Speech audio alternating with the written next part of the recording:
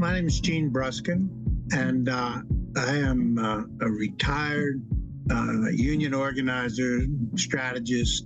After, I spent 35 years in the labor movement. I retired at the end of 2012 and ended up being thrown back into the labor movement anyway as a redeployed person. And I've worked for spent a lot of time these last few years in particular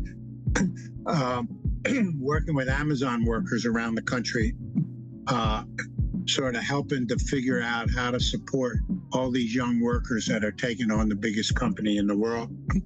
But the other thing I've done with my retirement, which is really exciting for me, is I went back to an old hobby of mine that I had started before I got into labor movement, and I started writing musicals for workers.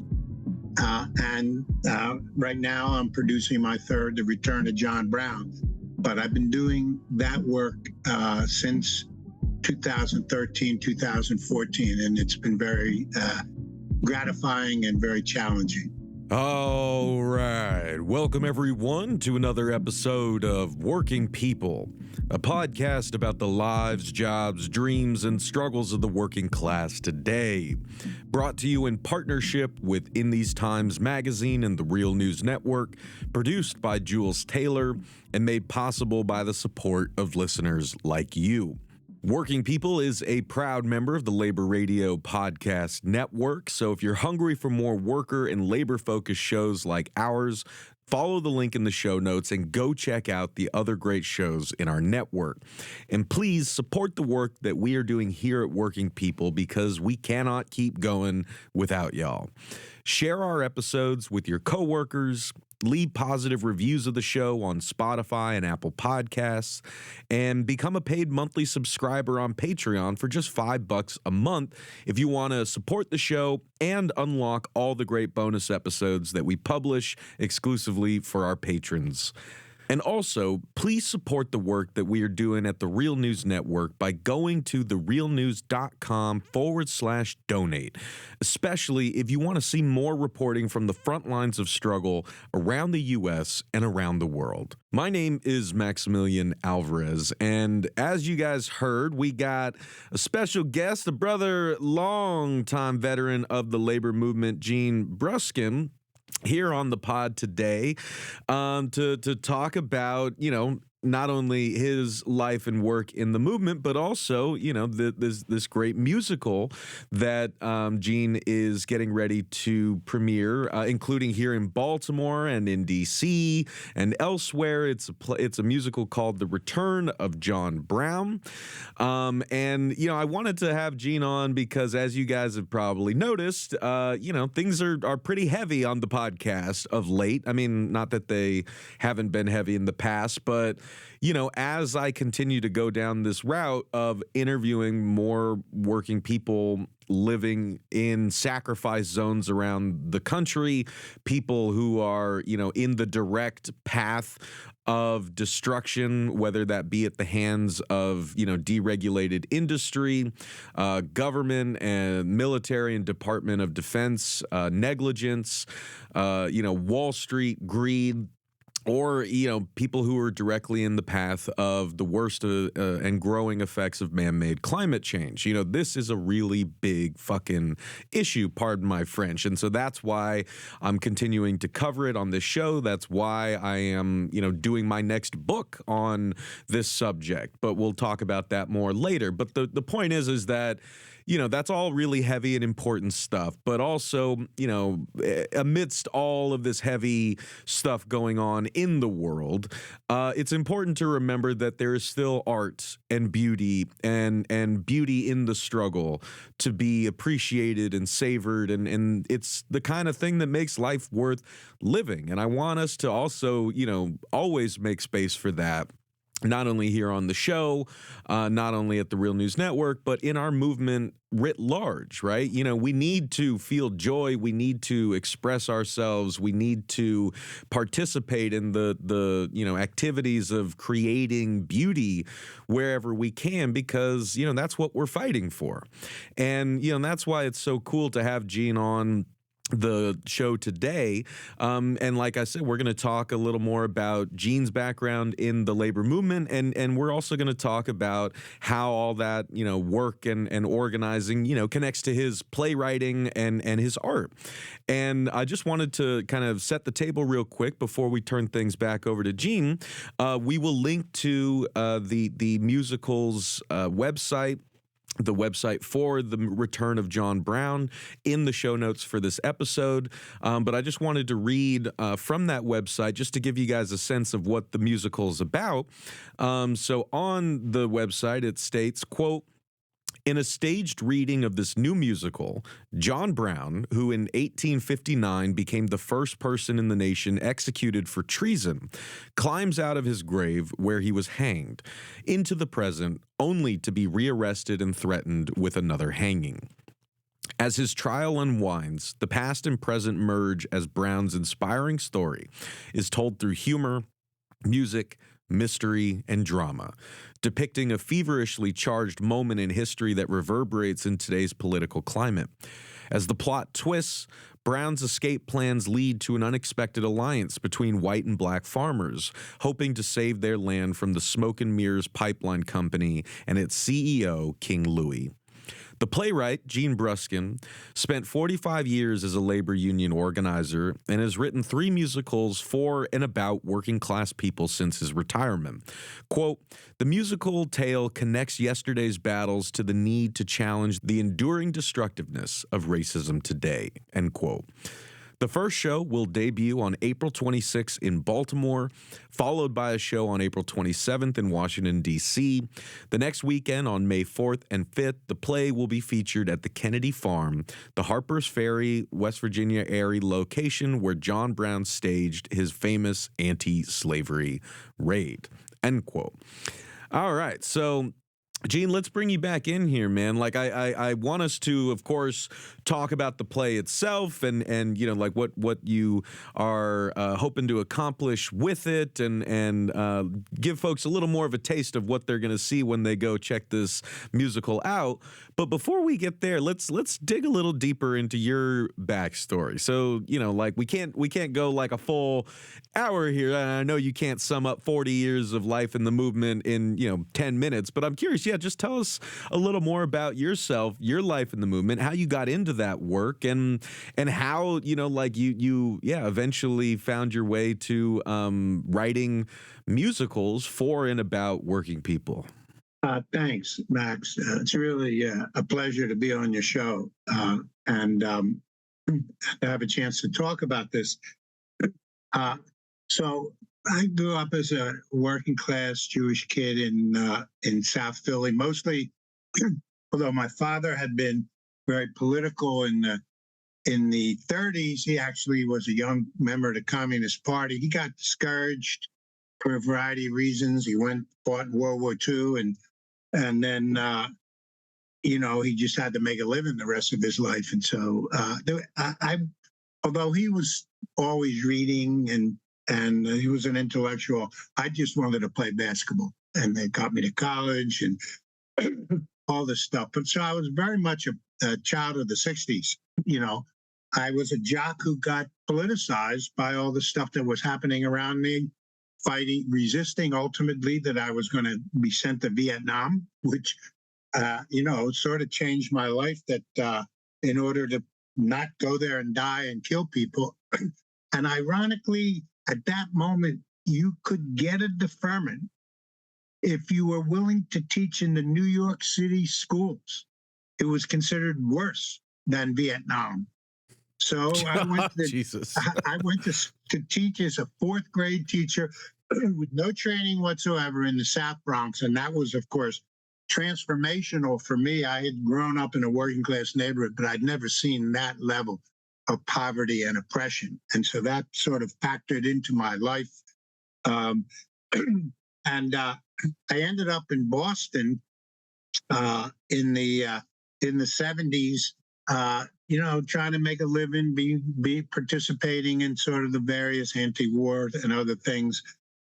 And through some quirk of fate, hooked up with a friend of mine who had, like me, had musicals as part of his growing up in our house, playing all the time. My father even drove us up in the station wagon to New York from Philly to see a musical and drove us back because we couldn't stay in the hotel. But working class people used to be able to go to Broadway.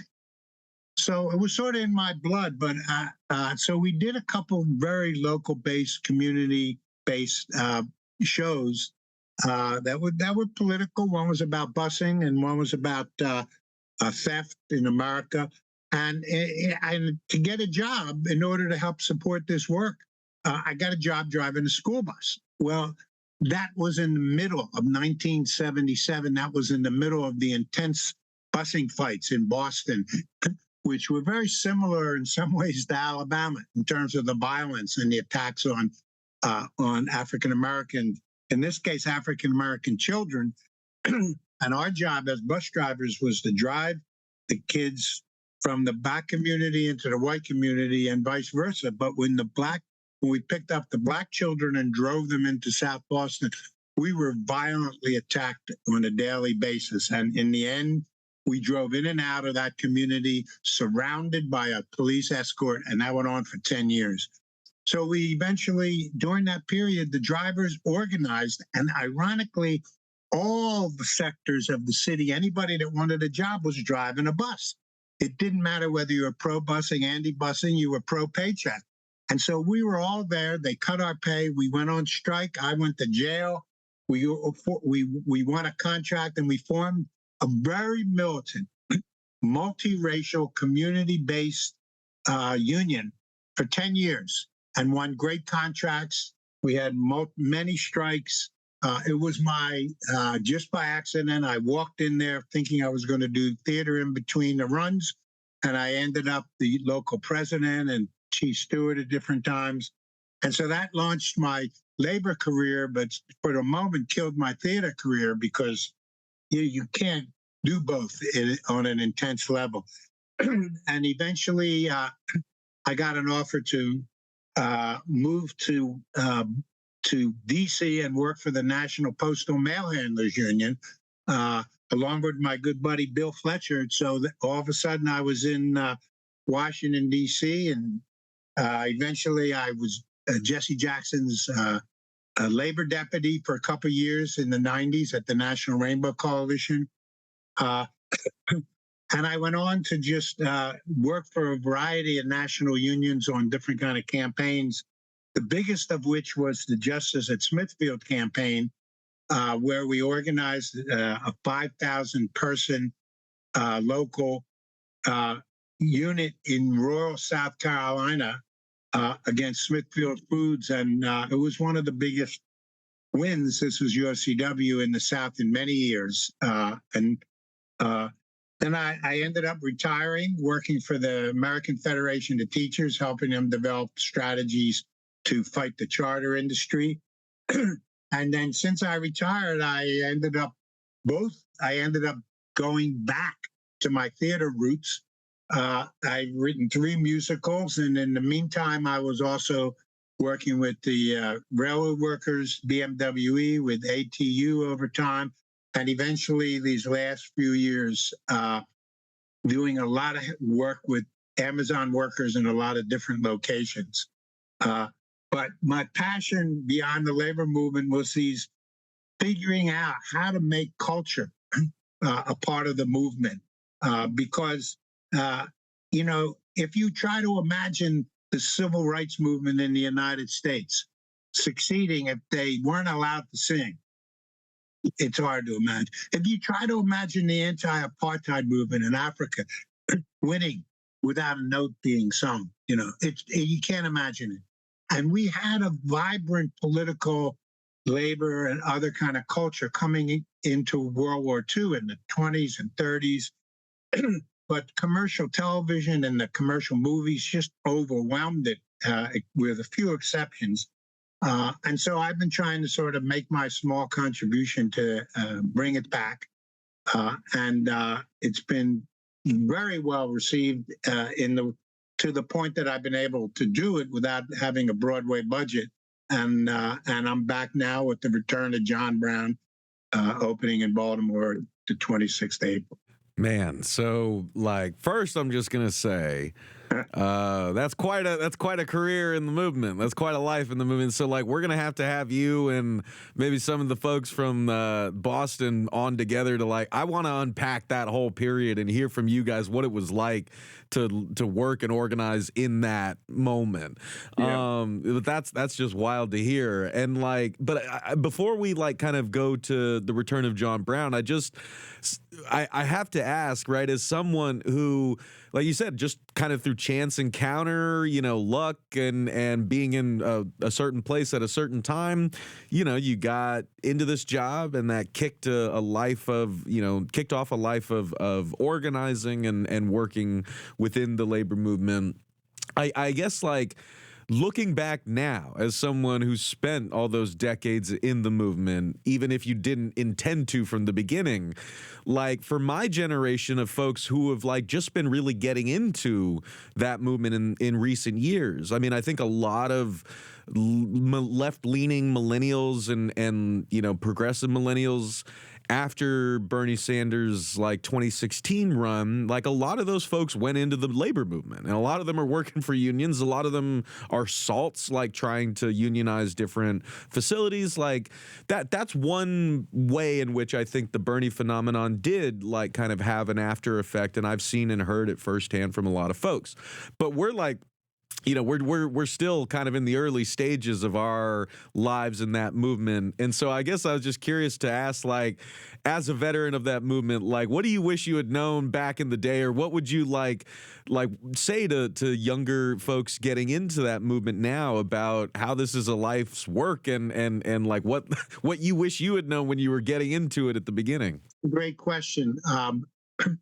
When I got into the labor movement in the 70s, it was sort of part of a resurgence of the left, and also the sort of working class left. Going beyond the SDS days of the 70s, a lot of those people came out and went to work somewhere.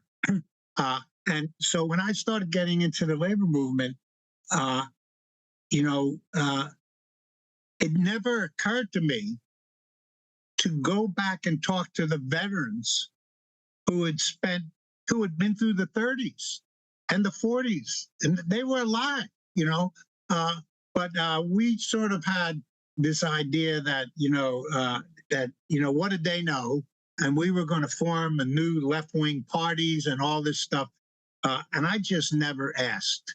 And that was a huge mistake. And we sort of had to learn a lot of things over again. And over time, I became more and more a student of history and realized the incredible, valuable lessons. What's really exciting to me now is that young people are coming to me and a lot of other veterans in the labor movement and inviting us in as mentors, as friends, to share our experiences, to back them in all kinds of different ways. And there's an openness and an understanding that there's a lot to learn, even though we don't have all the answers. And if we did, things would have been very different, right? But we did learn a lot. And to me, I just encourage all the younger workers that I've had a chance to work with to like study that history, to talk to people who've lived it, and then to do your own thinking, and sort of that combination is what we really need. Yeah, no, I think that's so important and well put. Like, it's something that we talk about a lot here at the Real News Network, right? Because I'm lucky enough to get to work with, like, we're a very generationally diverse crew. Like, and we've got folks like Mark Steiner, who's been in the movement, civil rights movement, intersecting with the labor movement for, like 50 years, right? We had Eddie Conway, legendary Black Panther, when founder of Rattling the Bars here, and now his show show after Brother Eddie's passing is hosted by Mansa Musa, who was locked up for 48 years. We have Chris Hedges and Dave Zirin. And so, like, getting those folks to talk more to, like, our younger folks, and also vice versa, I think is one of the things that makes what we do at the Real News special. And it's also, like, expanded to the broader field, like you were saying, like taken like in terms of the movement, like that intergenerational dialogue is so critical, whether we're talking about the labor movement, the prison abolition movement, like, just having those direct linkages to the past and learning from the experiences and successes and failures of our movement ancestors is really important, in the same way that, as always, it's really important for the elders in the movement to welcome in the young people and always approach each other with this spirit of openness, like we all have something to learn from each other, like you said. Right. Like, that's the secret sauce. That's, I think, so critical, and why it's so cool that you and I are talking right now, right? And and so let's let's talk about how culture, like you said, plays into that, like the role that you see culture and musicals and plays and art, like why that's so essential for our movement, and how you see that kind of like how you're approaching that with this new musical, The Return of John Brown. Yeah, thanks. That there's a lot there. Um, one thing I noticed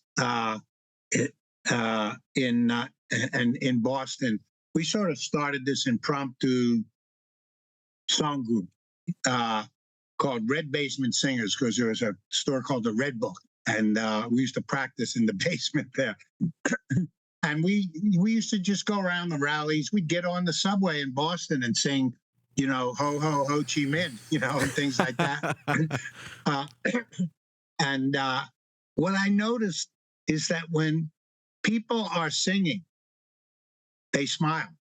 It's hard to be sad while you're singing, and so it just felt like that music and culture is a way to get people to feel and to be inspired and to sort of enjoy, the kind of things that they're doing, because the seriousness and the difficulty of organizing, making 50 phone calls, getting beaten up by the police, whatever it is, it's intense. But the joy, like you mentioned before, and the love, you can't always feel it. But with the music, you can feel that. So what I did, but when I retired at the end of 2012, I was trying to absorb the thousands of different kinds of workers I had engaged with during my life. The meatpacking workers, the nurses' aides, and of course the bus drivers, the laundry workers, and these are all these incredible people, most of whom don't ever get noticed. Like who made this? Who's responsible for this pork chop that's on your table, right? Who cleaned the sheets that you're lying in the hospital? And so I wanted to do culture that was for and about them. And so I just sort of taking all the faces and the people and the situations that I had, I started constructing stories and started sort of doing some historical research, and then trying to figure out how to fill the seats with the same people who the play is about. And so my first show was called Pray for the Dead, a musical tale of morgues, moguls, and mutinies. And it was a fantasy of an uprising in an unknown country led by morgue workers who went on strike because the funeral home was going to close. And what I did is, knowing that if I set it up in a church or a theater and ask unions to bring members to a musical, people would have said, what? You know, because theater and musicals in this country are like operas to the average bus driver or waitress or whatever, because they're too expensive. You know, the 40, 50, 100, Hamilton, 1,000. And so I arranged with the unions mostly in the Maryland area to put this show on at the union halls. And it was great. It was unfortunately at the end of this was done as musical staged readings. At the end of that time, Trump got elected, and I couldn't move it to the next level because everybody was in a panic. My second musical was staged in Baltimore. It was called The Moment Was Now. And it was staged in the church in Baltimore in 2019, 2020. It was about Reconstruction. And that's a period of history which I was inspired by W.E.B. Du Bois to tell the true story of it. And the story that linked the working class movements of the National Labor Union with the women's movements, the suffragette women's right to vote movements, the Susan B. Anthony's of the world, with the freedom movements coming out of the Southern struggles, and with the Black workers that were organizing at the unions at the time, and center it in Baltimore. And I just went to the Central Labor Council in Baltimore, to the State Federation of the AFL, to all 1199 retirees, and we filled the teachers, the Baltimore Teachers Union. We filled the theater most nights with a musical that was a historical piece with poetic license. I took the actual words of a lot of these characters and made them into songs. So, for example, there's a Black worker organizing in the shipyards in Baltimore where Frederick Douglass escaped from, where they were attacked by the Irish and driven out of the shipyards at one point. He gets invited to speak to a national meeting of the National Labor Union by William Silvers, the president, and he says, you have to explain to them why they need the Black workers. And that speech got on the front page of the New York Times the next day. First, probably the last labor speech that was ever on the front page there. He sings a song, Does Your We Include Me? You know, with his actual words from his speech. Any rate, that was shut down in 2020 by COVID. Our last performance was March 8, 2020. There's a tremendous film that was done of it, high quality, that people have been watching since, if anybody ever wanted to see it. Anyway, during COVID, I started on another play, and that's turned into The Return of John Brown. And that's because I was thinking, if there's one white person, being white, Jewish, European American, who people know of, who stood up against racism and, in this case, slavery, besides Abe Lincoln, is probably John Brown. So I went back, did a lot of homework. I read Du Bois's book on Brown. And what I decided is not to spend all the time talking about what John Brown did then. That's the opening of the play. But I just decided to bring him into the present. So after the sort of historical moment, the beginning of the play, when he's hanged, he magically climbs out of the ground, right where they hanged him, in Charlestown, Virginia, and they rearrest him and hang him again and put him on trial. And so the story of race and history and all that comes out in the trial itself. And there's a lot of comedy. They threaten to hang him again, and he sings a song, You Can't Hang the Same Man Twice. And there's a lot of comedy in it. There's a lot of history, and there's a lot of drama, we hope. So now we're getting ready to try it out as a musical stage reading. We got some great actors. It's not fully staged with the scenery and all that, so we're taking it to the people. We want them to come. It's free. Then we want them to stay afterwards, discuss John Brown, discuss the play we're doing, make suggestions, be part of the process, and help us move it to the next stage, literally, and put the page to the stage, maybe even in a Baltimore theater. And that's why, as you mentioned, we have a website, www.thereturnofjohnbrown.com. You can get free tickets. Starts at the end of this month. And the last two performances in the beginning of May are at the actual location of the John Brown Farm. It's called the Kennedy Farm in Sharpsburg, Maryland, right near Harper's Ferry, where John Brown staged the raid. We're going to be on the grounds.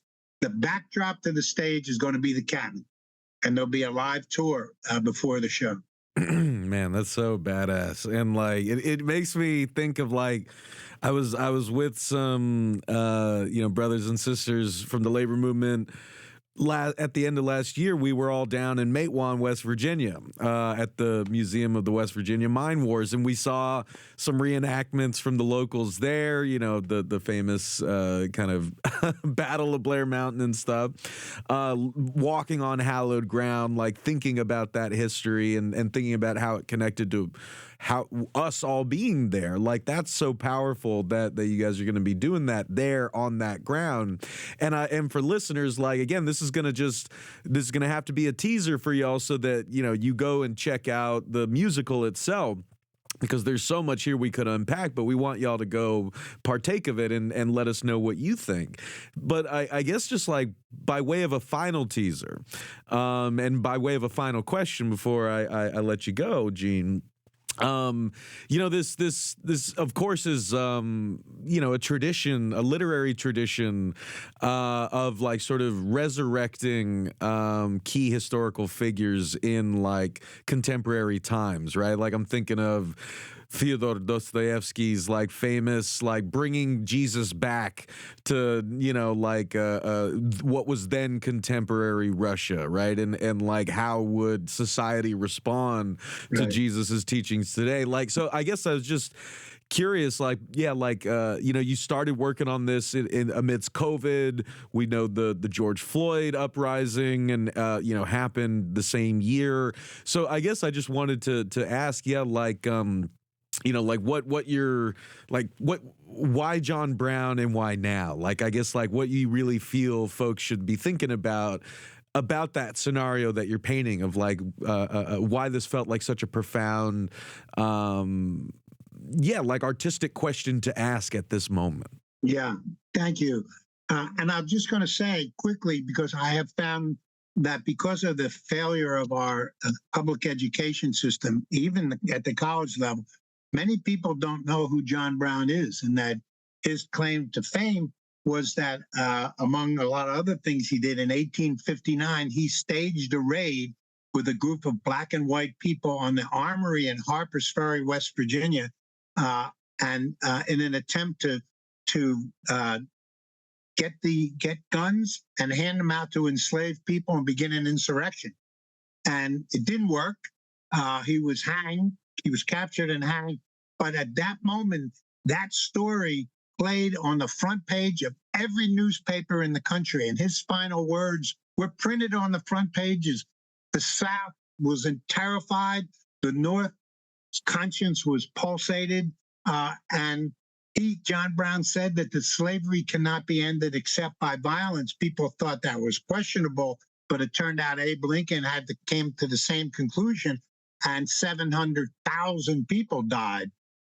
So that story, when watching the Black Lives Matter movement happen and watching the difficulty and from people talking about race and racism, I wanted to do a show that shows the impact of racism, and watch one of the protagonists in this show who changes is the racist white farmer who gets educated during this process about his own confusion when he's losing his land to a pipeline company because he won't talk to the black farmers.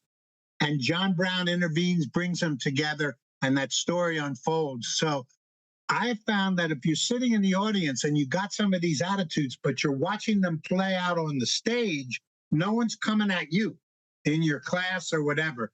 And you can sort of think about it. And then afterwards, we sit around, you can talk about it. I think that that's a way to sort of get to this. And so I'm happy for all the audiences, but I'm happy for some white working class people there who don't think they didn't like John Brown, but they're curious, you know. And so I think this is the right moment right now. We have to learn our history, and you can't understand the present if you don't understand the past.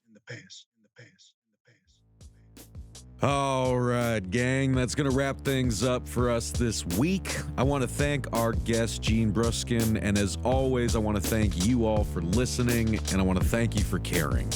If you want to learn more about Gene's new musical, The Return of John Brown, go to thereturnofjohnbrown.com or use the link in the show notes of this episode. And again, the first show is going to debut on April 26th here in Baltimore, followed by a show on April 27th in Washington, D.C., and the details you can find on the website. And then the next weekend, on May 4th and 5th, the play will be featured at the Kennedy Farm, the Harper's Ferry, West Virginia area location where John Brown staged his famous anti-slavery raid. We'll see y'all back here next week for another episode of Working People. And if you cannot wait that long, then go subscribe to our Patreon and check out the awesome bonus episodes that we've got there for all of our patrons. And of course, go explore all the great work that we're doing at the Real News Network, where we do grassroots journalism that lifts up the voices and stories from the front lines of struggle. Sign up for the Real News newsletter so you never miss a story, and help us do more work like this by going to therealnews.com/donate and becoming a supporter today. I'm Maximilian Alvarez. Take care of yourselves. Take care of each other. Solidarity forever. When my face you no longer see, I live on, yes, I live on. Wherever we go, we are going to roll the Union on the song. I live on, yes, I live on. Wherever hungry are we. Just as hungry can be. This song, I live on, yes, I live on. Where mean things are happening in this land, this red song, I live on, yes, I live on. Wherever the books mean things are happening in this land is red, I live on, yes, I live on. Wherever the videotape of me is shown, I live on, yes, I live on. If I have help to make this a better world to live in, I'll live on, yes, I'll live on. When my body is silent and in some lonesome grave, I live on, yes, I live on. When my songs and poems are read, I live on, yes, I live on. Someday from this earth, I'll be gone, but I live on, yes, I live on. When I go to my happy home on high, I live on, yes, I live on. We may not be remembered by everyone, but I live on, yes, I live on. I may not be number one, but I live on, yes, I live on. Years may come and years may go, and to them all we may go.